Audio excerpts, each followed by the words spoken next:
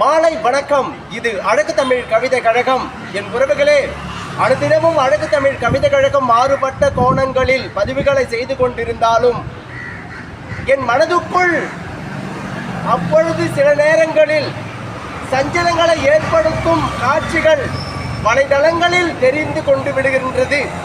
அதுபோல் நீங்களும் கண்டு இருக்கலாம். அந்த காட்சிகள் எலும்பும் தோலுமாய் உணவின்றி தவித்த ஒரு புகைப்படம் பலரின் மனதில் காயப்படுத்திடும் வண்ணம் இருந்தது உண்டு. நீங்களும் வலைதளங்களில் சந்தித்திருக்கலாம். என் உறவுகளே, அதுதான் உணவின்றி வதைந்த காலம், பசி பட்டினியாக இருந்த காலம். அந்த காலத்தில் பசியும் பட்டினியும் தாங்கி எஞ்சியவர்களில் வழியாக வந்தவர்கள்தான் நாம்.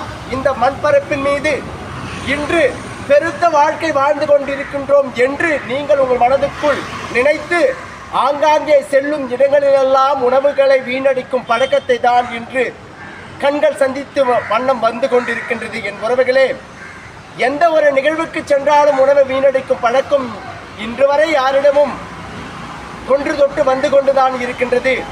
உணவை வீணடிக்கும் பழக்கங்கள் உங்களுக்குள் இருந்தால் அதிலிருந்து சற்றே இந்த பதிவின் மூலமேலும் மாற்றிக்கொள்ளுங்கள். என் உறவுகளே, பசியின் கொடுமை அன்று மாண்டு விட்டார்கள் என்று அல்ல, அந்த பசியின் கொடுமை மீண்டும் மீண்டும் வந்துவிடும். உணவின்றி தவிக்கும் நாள் வெகு தொலைவில் அல்ல. ஏனென்றால் இங்கு விவசாயம் பண்ண ஆள் இல்லாத நிலைகளை உருவாக்கும் இடங்கள் தொடர்ந்து கொண்டிருக்கின்றது. என் உறவுகளே, உணவின்றி தவித்த காலங்கள் மீண்டும் வர வேண்டுமா வரக்கூடாதா என்பதை நீங்கள் தீர்மானித்துக் கொள்ளுங்கள். உணவை வீணடிக்கும் பழக்கம் உங்களுக்குள் இருந்தால் இந்த பதிவு மூலமேனும் சற்றே மாறுதலை கண்டு இனிவரும் காலத்துக்கேனும் நாம் உதாரணங்களாக இருக்க வேண்டும் என்று நம் வாழ்க்கையை கையாள மன பக்குவத்தை கொள்ளுங்கள். என் உறவுகளே, வாழ்க்கை அழகென்று இருக்க உணவும் ஒரு காரணம்தான். உணவின்றி நம் உடலுக்கு ஆரோக்கியம் இருக்காது. அந்த ஆரோக்கியத்தோடு இந்த உலகத்தின் மீது நம் உயிரென்னும் நடமாட்டம் இருக்காது. என் உறவுகளே, நீரின்றி உணவின்றி அமையாது ஒரு உலகம் என்றால் இது இன்றி நம் உயிரே அமையாது.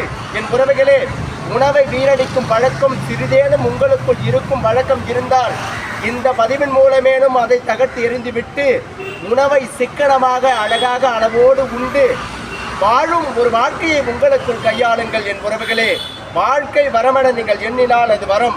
அது மீண்டும் மீண்டும் உங்களுக்கான வரங்களை கொடுக்க வேண்டுமென்றால் சிக்கனம், உணவு சிக்கனம் வேண்டும். உணவு சிக்கனம் தேவை.